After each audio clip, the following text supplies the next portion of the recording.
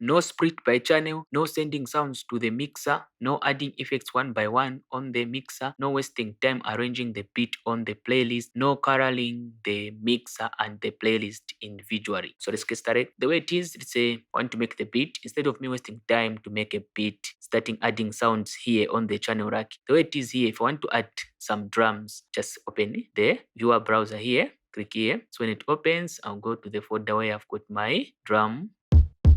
So let's say I want to add this kick, I'll just drag it and drop it on here. So here when it opens, there's this window which opens, this one here. So when this window opens, but let's hope in the next or the new version of FL Studio, they should give us an option of where if you select this one, maybe all the sounds you're going to put here just have this option selected, because sometimes there are some, every sound you add here, you need to do the same thing. Every sound you add here, you need to do the same thing. So fix this image line, put an option where you can just select this once and for all when you are making your beat. So just select instrument tracks, select this one. So as you can see here, the kick has come here with the name which it has here without me wasting time to rename it here. If I go on the mixer, it is on it. Let me just close this so I can see the full mixer. It is on insert one. No need of sending it to the mixer. It is already sent to the mixer. So now if I want to make a drum pattern, you can just go on the channel rack here. You can see the kick is also here on the channel rack. Just right click and select the steps which I want.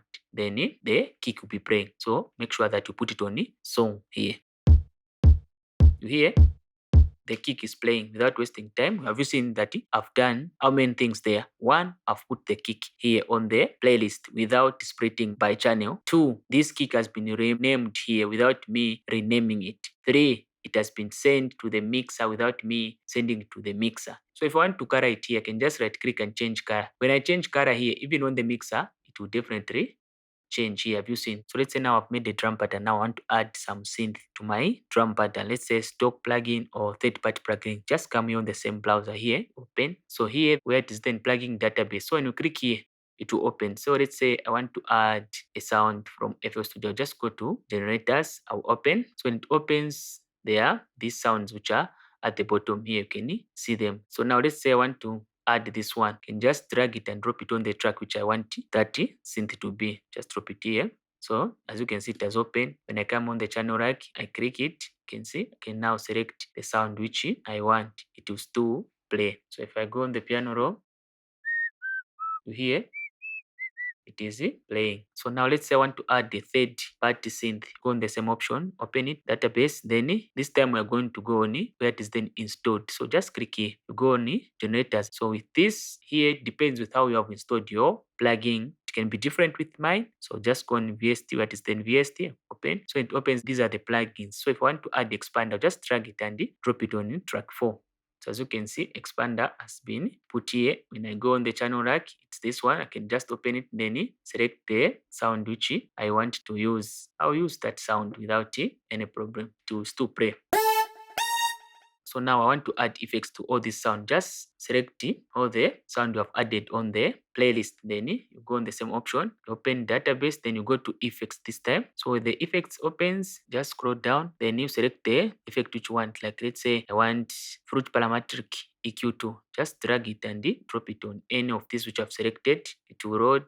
So after loading, if I go on the mixer here, close this, you can see all the sound got an EQ. So like this, even when we are making a beat, you can also be arranging your beat. There are some sound which we put to say this one will be playing on the chorus, this one will be playing on the verse, this one will play on this part. You can be doing this without wasting time where you are making your beat. So now let's say I want to add the third part effect to any of the sounds here.